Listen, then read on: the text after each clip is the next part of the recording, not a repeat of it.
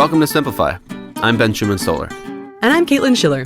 Simplify is for anybody who's taken a close look at their habits, their happiness, their relationships, or their health and thought, there's got to be a better way to do this.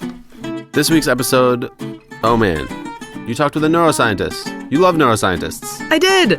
Neuroscientist and musician, Daniel Levitin.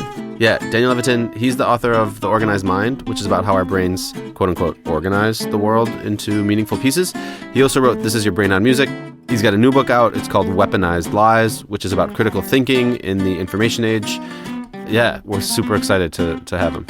And that book is amazing. It basically is a handbook on how to read the news and not get taken. Yeah. These days, Levitin braids together his interests in the mind and how we make meaning and tell truth, and the neuroscience of music into these incredibly intelligent science books that read like, well, they kind of read like music. I've never so deeply enjoyed reading a book about science, and I like science. Yeah, I had your copy of The Organized Mind this week to prepare for this. It has like 1,000 blue Post-it notes in it. My favorite ones just have giant arrows and the word "this." I've never felt more millennial in my entire life. I think you used every Post-it that we have in the office. I think that might be true. Yeah. I mean, I enjoy reading all of our guests' books, but I actually wanted to read this book from cover to cover and really take my time with it. I feel like now, and after this conversation, I have a much more intimate understanding of why our brains do what they do and how to keep my brain sharp. Yeah, and apropos brain sharp, we will talk about more stuff people can read after the interview when they want to. Yep. But let's get into the talk with Daniel Levitin and Caitlin Schiller, and see you guys in the bookend.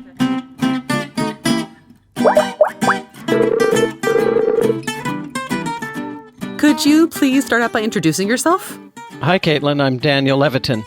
I'm a neuroscientist and an author, and also a musician and record producer.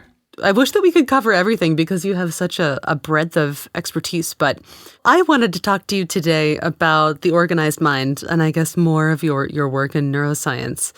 You start out, I think it might even be in the introduction, you contend that our brains are wired to want to organize things, which seems kind of counterintuitive given the disarray into which many of us slip if we're left to our own devices. Could you talk a little bit about how our brains are wired to want to organize things?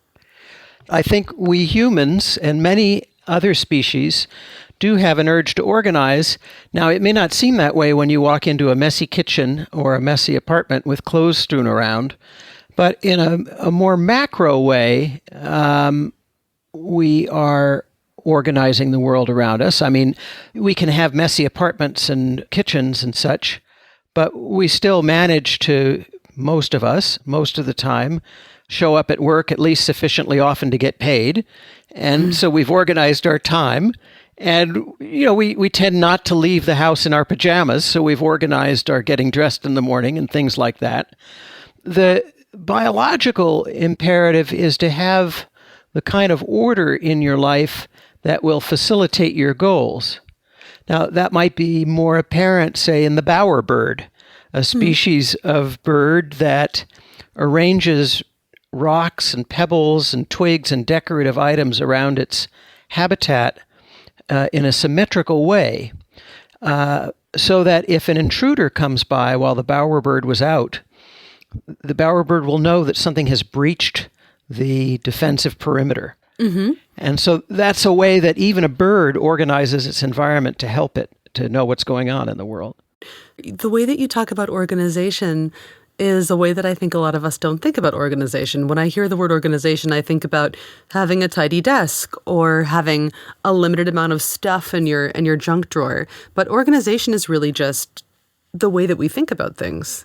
Yeah, I agree with that conceptualization. And it's interesting because I had two professors when I was a student who I think were equally brilliant, far smarter than I'll ever be. And they had very different organizational styles. One of them had piles and piles on his desk and on the floor. You'd walk into his office and you'd have to, step carefully, across the pile. Some of the piles were waist high.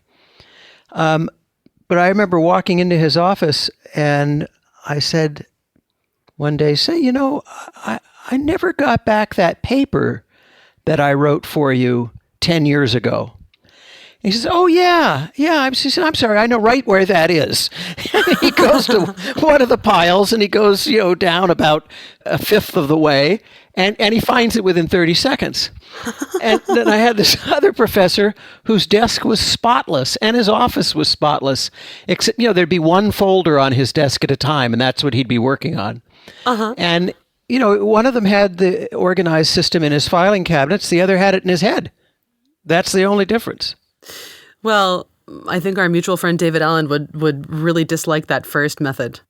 David inspired me greatly to write The Organized Mind. I wanted to uncover and share the neuroscientific basis for so much of what he recommends and prescribes in his Getting Things Done book and his series of books, in fact.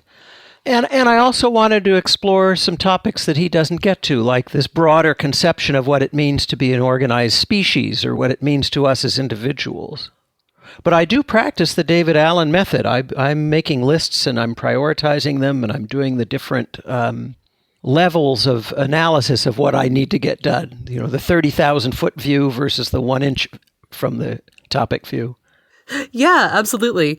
He just really has it figured out. He's one of the most relaxed people I've ever met. Well, that's the thing, right? You started out using a phrase something like what most people think of when they think of as organization. And I think most people think that being organized requires what we used to call a type A personality, a really nervous sort. Who's constantly vigilant and looking around for a piece of paper on the table that's 2 degrees askew, a kind of compulsive sort, an OCD kind of sort. And I suppose that can be some organized people, but what I've found is that organizing my life, my world, my social world, my time, and organizing things in my head actually has calmed me down a great bit because my brain isn't constantly reminding me of things it's afraid I'll forget. I now have a system that prevents me from forgetting things or from doing things in the right order. And that was a lot of what I wanted to share with The Organized Mind. Yeah, what I loved about it was that it also feels practical. It's written in a super approachable way, and I felt like I took things away from it that I can use in my life. I've been talking about the sleep section to anybody who will listen to me for the past week or so. I was shocked reading that rebound sleep is not a thing you can get, that we can't borrow sleep time. What is something that you wish people better understood about sleep? Well, a lot of the things that we heard growing up, what you might just call folklore about sleep, just isn't true. There's been a great uncovering of information within the science of sleep in the last 10 years or so. Most of that information hasn't trickled down to the public, which I think is a shame. In fact, I'd say a lot of what neurobiologists have found in the last 10 or 20 years hasn't reached the public, and I tried to pack as much of that as I could into The Organized Mind, not just about sleep, but about how memory works and how attention works and strategies for being productive and strategies for avoiding procrastination and that kind of stuff. On the sleep side of things, good sleep hygiene is really important. Your body responds best if you can figure out a way to go to sleep at the same time every night and get up at the same time every morning. And of course, that's not possible every single day, but it's important to understand that for 99% of the population, if you deviate from that, you're going to effectively lose IQ points. You're going to lose your ability to be your best self very quickly. Yeah, that was a total shock to me. And the other thing that I thought was interesting was that parts of your brain can take little naps. How is that possible? Can you talk about that a little bit? Yeah, so we tend to think of consciousness as an all-or-nothing state. I'm either conscious or I'm unconscious. I'm awake or I'm asleep. And in fact, it's better to think of these things as falling along a continuum. Your various degrees of alert, your various degrees of conscious. And there's quite a lot of experimental research now that shows this to be true. And so, yeah, a part of your brain can fall asleep. This is what happens when you've forgotten a word or a name, Or if you're driving on the freeway, where you are, the Autobahn, I suppose. Yes. And you suddenly realize you don't know where you are. You're still on the road, but you think you might have missed your turnoff, but you don't remember whether you saw it or not. That part of your brain was asleep. I find that sort of charming and sort of scary at the same time. Well, usually if the part of you that's driving the car falls asleep, you feel it coming on, unless you have narcolepsy or something. The part that you're most focused on is harder to fall asleep without you knowing it. Yeah, thank goodness. But there are all these hundreds of background processes going on in your mind that fall asleep.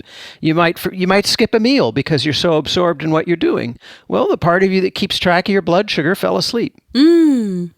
For me, the part that usually falls asleep is the part that puts the water in the coffee pot before putting it on the burner.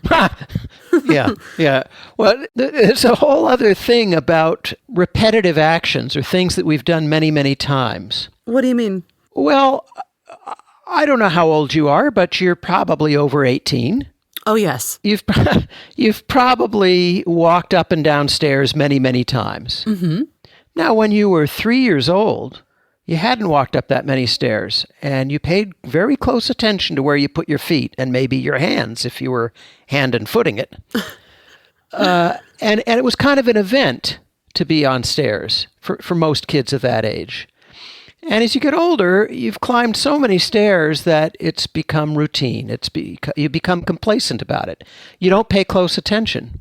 And next thing you know, you've fallen because you've allowed it to recede into the background.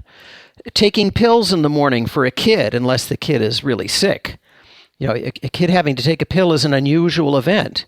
Kid's not going to forget that they took a pill this morning. Mm-hmm. Somebody who's 70 is. They've taken so many pills in their life, there's nothing unique about the event. That's why they've got these little pill reminders. It's not because they're going to forget to take the pill.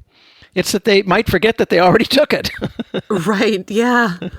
Right. Actually, this reminds me of the section on memory. I think it's the section on memory in your book when you talk about how, or it was the organization of time, I think, how time seems to go so much more slowly when you're young than when you're old because memories are more novel. Could you talk a little bit about that, actually? Because I think that's something that people think about a lot is why it feels like time goes so much faster as we age. Well, it's two reasons. The idea is that your conception of time is non-linear. And for the non-mathematical among our friends and listeners, what I mean by that is that the same minute doesn't feel the same at the different phases of your life. And by analogy, think about wealth. If you are indigent, a homeless person, if you have no money, $5 means a whole lot to you because it's an enormous proportion of your wealth. If you have only $5 to your name, another $5 is a big deal. If you only have $100 to your name, another $5 is still a big deal, but not quite as big a deal. If you're a millionaire, walking down the street, you might not bend over to pick up a $5 bill if it's in the sewer, and you're afraid your suit might get dirty. So time kind of functions in this nonlinear, proportional way. When you're 5 years old, a day is a substantial portion of the amount of time you've been on the earth compared to when you're 70. The days are precious as you get older because there's fewer of them, but they zip by, partly because they represent such a small proportion of your conscious awareness. There are other factors. When we're older, we tend to take on projects that take longer to finish.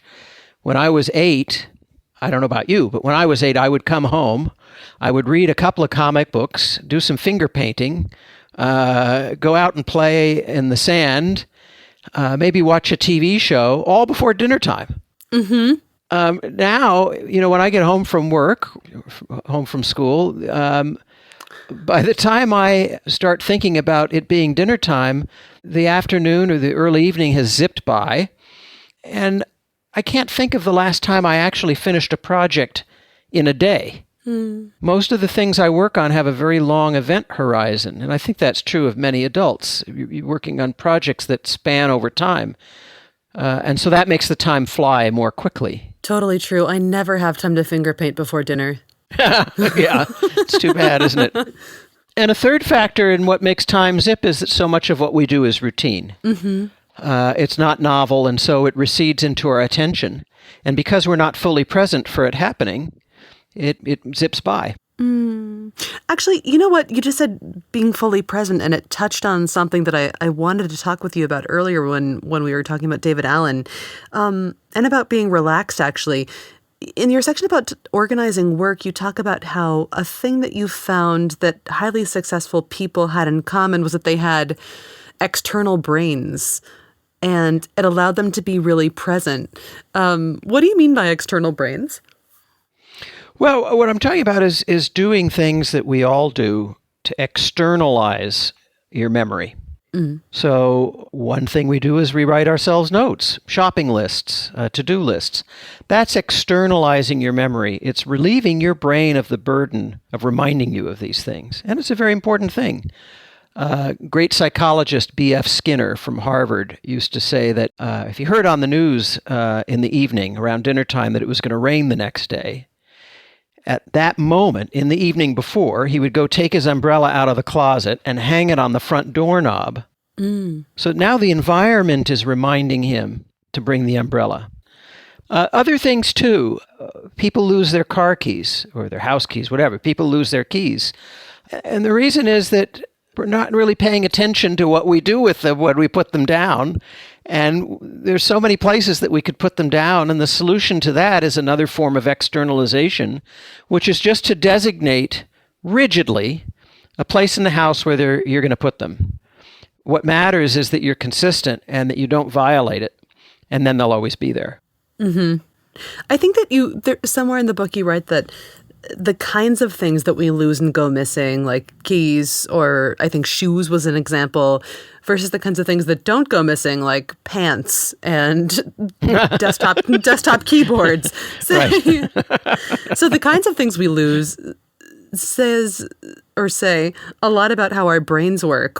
What do you mean by that exactly? Well, it is kind of funny, right? I mean, you might forget where you parked your car, but you don't forget that you have a car. I'm trained as a neuroscientist, and so I'm delighted in the little ways that our foibles can open a window to the way our brains are organized and the way our thoughts are constructed. And the kinds of things we lose or lose track of really give a window into the normal functioning of the brain. The brain does well with rules, with putting things in a certain place.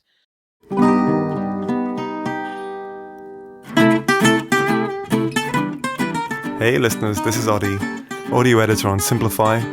I wanted to chime in and recommend a companion episode, I think, to this interview with Daniel Levitin.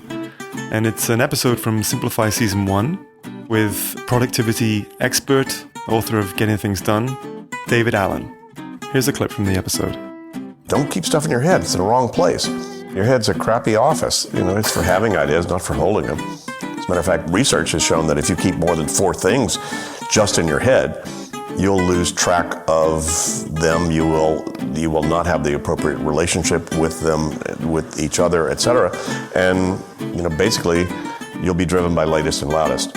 So, just trying to convince people that you need to build the external brain to be able to manage the complexity and the sophistication and subtlety of our life and our commitments these days is just, I don't know how long I'll be preaching this, but folks just don't seem to be doing it. It's a big habit to change. That was David Allen from an episode from Simplify Season 1, and it's really worth checking out the whole episode if you're anything like me and you need some kind of system to organize your life and your mind. Okay, back to the interview with Caitlin Schiller and Daniel Levitin.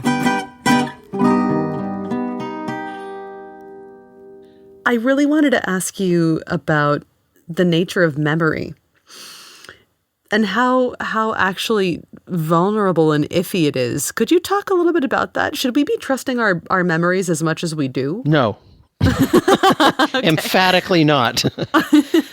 Our memories seem to us as though they are video recordings of the world, and they're not. They are flawed, they're fallible, they're self-serving in many cases, they're self-defeating in others. The first myth to explode as we explore this is that the degree of confidence you have in a memory, that is, the certainty that you have that it's accurate, in many, many cases is no judge of how accurate it's going to be. They're completely decoupled in so many, many cases.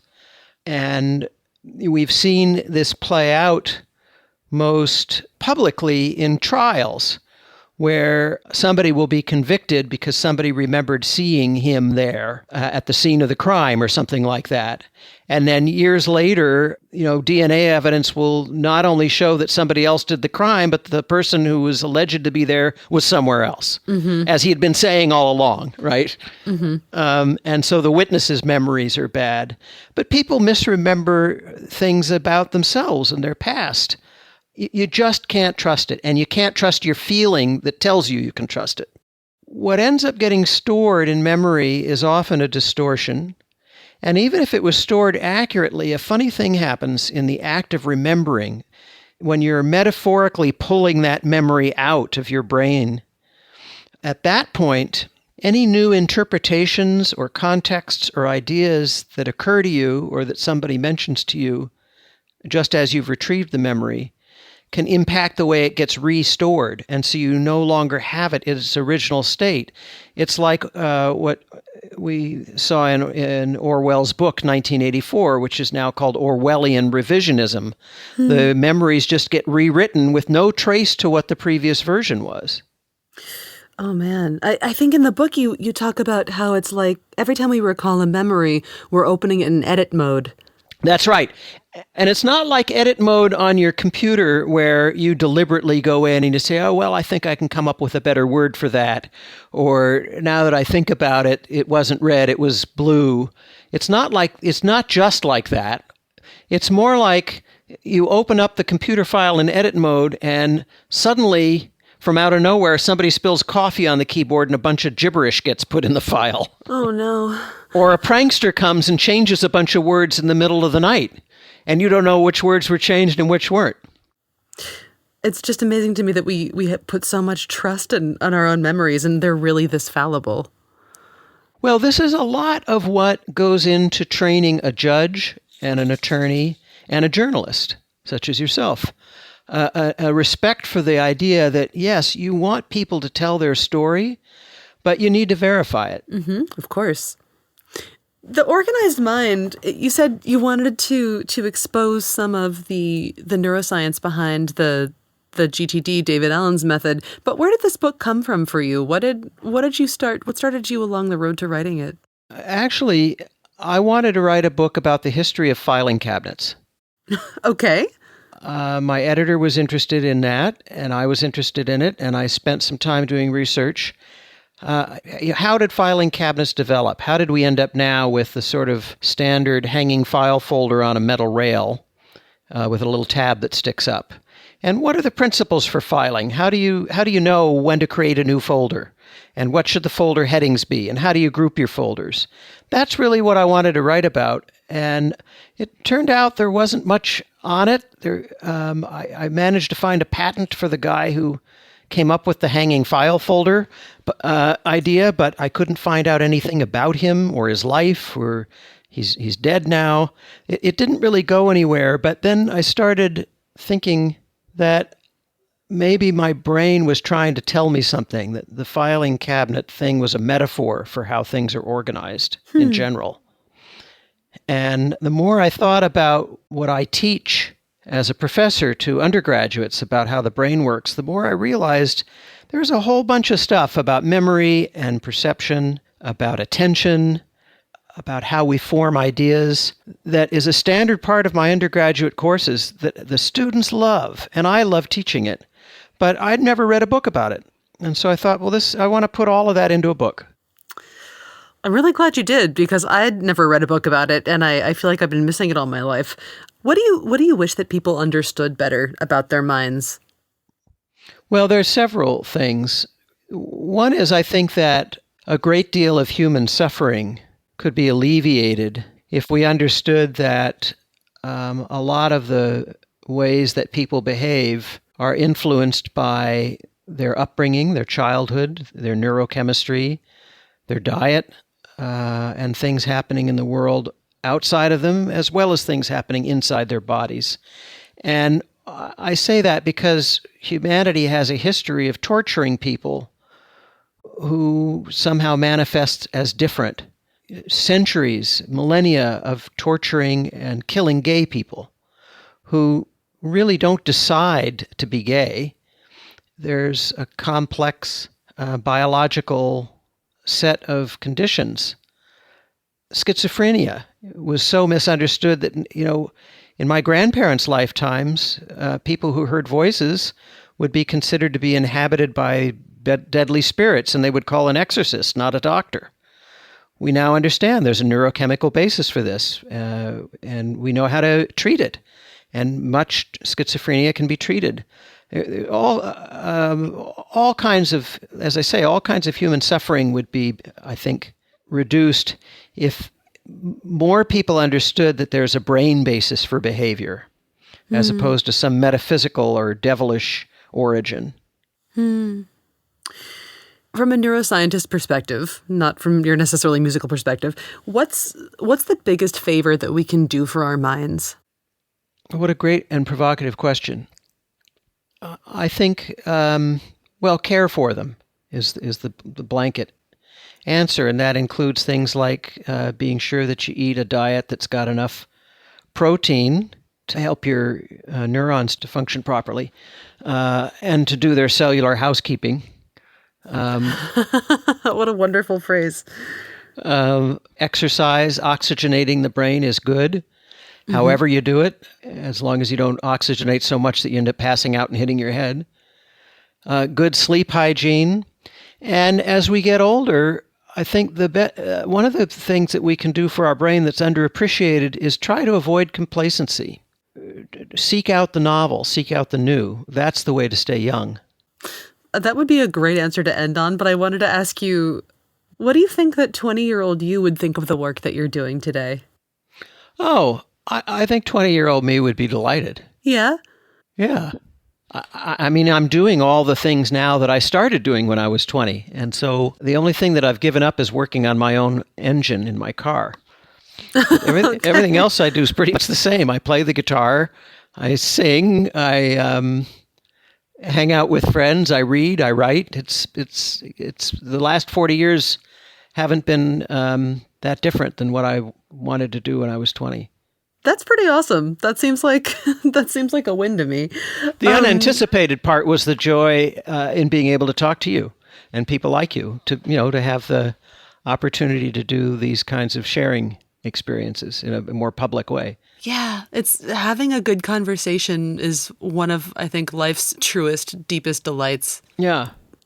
So what are you reading lately? Could you recommend any interesting books for our listeners? This is a podcast for people who do love to read and love new ideas. Well, I read very broadly. I just finished reading Becoming Leonardo, which is a fantastic book about Da Vinci by Mike Lankford. I reviewed it for the Wall Street Journal, by the way, and loved it. And I've been recommending that to everybody and buying copies for people. I've read everything now by Haruki Murakami. And my wife just got me for my birthday a Murakami book I didn't even know about, which I adored. It is called Absolutely on Music. And it's conversations between Murakami and the great conductor Seiji Ozawa. A lot of good stuff in there. And then, I've got a pile of books on the floor that I need to read for my next book, for me to extract the wisdom of others and try to build on it. What's your next book about? It's called Successful Aging, Getting the Most Out of the Rest of Your Life. Okay, well, I will definitely be calling you back for that. Yeah, well, in 30 years when you need it. I think more of the world needs it than just me. I'll call you in 2 years about All it. right. I guess that's it. Thank you so much for taking the time to talk. It's been really such a pleasure. For me too. Thank you, Caitlin.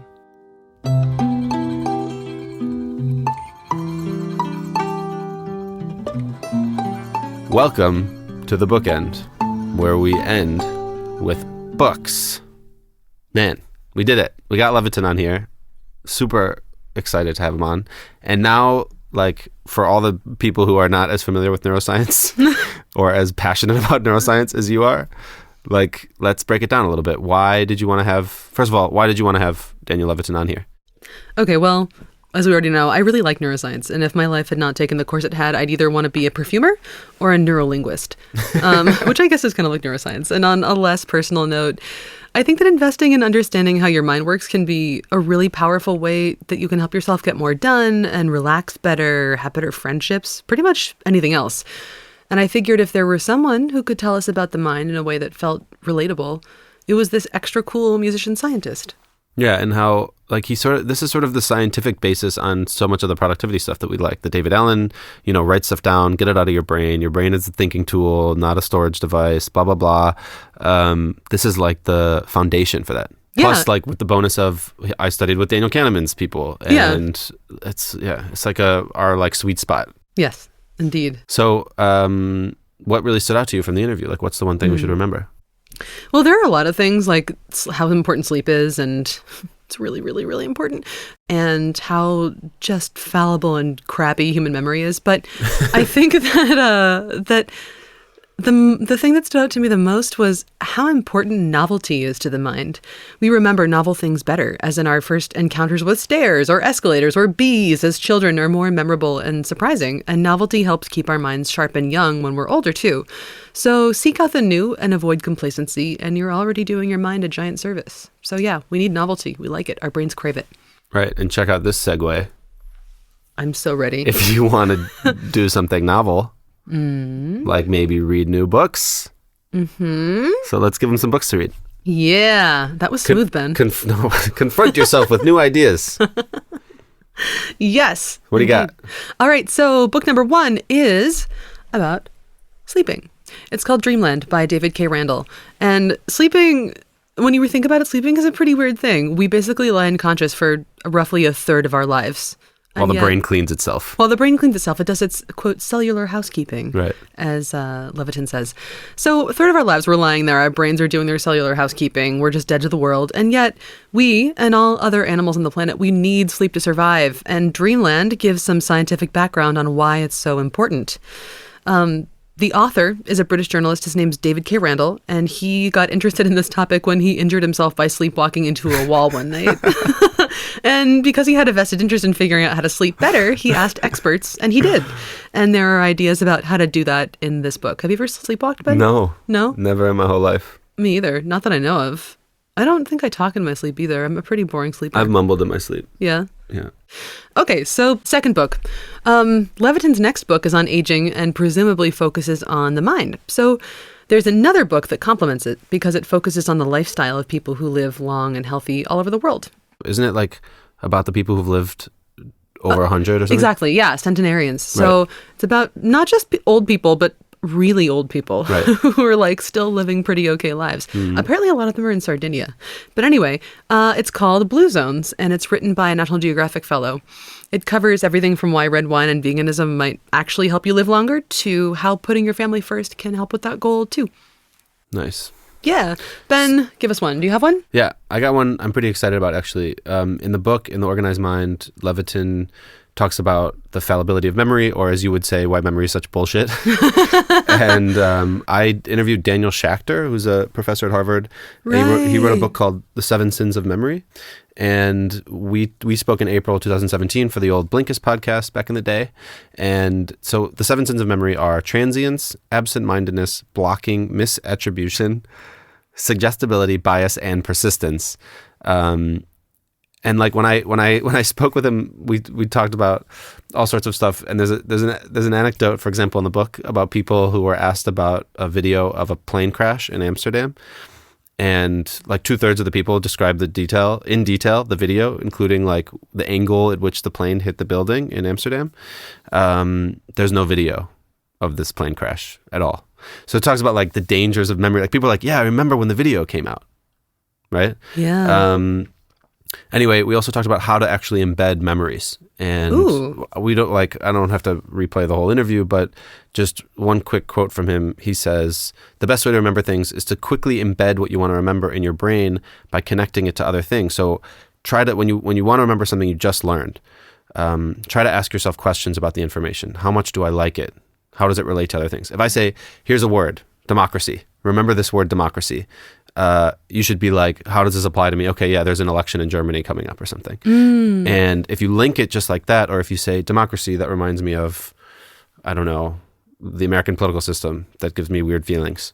Okay, you've already probably encoded it enough. Yeah. And so there are ways to kind of work with this, with memory and with its fallibility bullshitness. Yeah. But it's interesting how weak it is. Yeah, and you know what I really loved about reading Danny Levitin's book and talking with him, and what I like about a lot of like practical neuroscience in general, is that it doesn't deny the fact that the brain is a weird, kind of beautiful but relatively rickety structure. Yeah.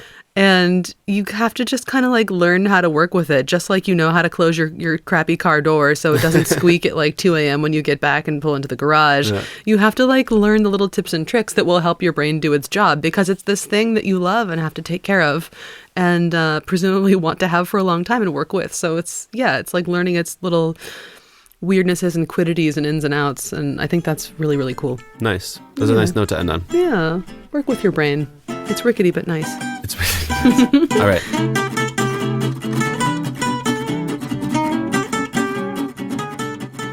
Thanks for listening to this episode of Simplify. It was produced by me, Ben Schuman-Stoler, Caitlin Schiller, Nat Doroshkina, and Odi Constantino, who once helped solve a crime by opening up a colleague's MacBook Pro where the stolen money was found. Wow. You had to be there. Wow. God, that must have been one of the days when I worked from home. Yeah. All right, so if you heard something that stuck with you in this episode because you embedded it, I hope that you will share it with someone. Podcasts are a great way to start a conversation, so share it with somebody you like. Yeah, and thanks everyone who subscribed to Simplify on Google Play, Overcast, Apple Podcasts, Stitcher, Pocket Casts, wherever you listen. We really appreciate it if you also leave us a rating or give us a shout out there. It helps us spread the word, and we're thankful for that. Yeah, thank you. And we are also on Twitter. I'm at Caitlin Schiller, and you can find Ben at Bsto, B-S-T-O. Great. Okay, cool. So last thing, Simplify is made by the same people who make Blinkist. Blinkist, if you didn't already know, is a learning app that takes insights from the world's best-selling nonfiction books and creates something better than summaries. It condenses them into these focused little capsules of knowledge that you can listen to or read in just about 15 minutes. Right, and if you want to try it out, we made a voucher code so you could check it out for free. You get 14 days for free if you go to Blinkist.com/friends and type in the voucher code Orwell, O-R-W-E-L-L, at Blinkist.com/friends. So go check it out if you want to. Right. And okay, this is the real last thing. Thank you for sending in all of your answers to the question, what have you learned was much simpler or easier than you initially thought it was? We would like to have more of them because we love having you guys and your voices in our mid-rolls. Plus, the stories are interesting. So if you would like to be on a future episode of Simplify, then record a voice memo with your answer to the question, what have you learned was much easier or simpler than you thought it was, and email it to me and Ben at podcast@blinkist.com. Yeah, we appreciate that also. Indeed. All right, well, we'll be back next week with another episode of Simplify. In the meantime, be good. This is Ben. And Caitlin checking out. Checking out. See you guys.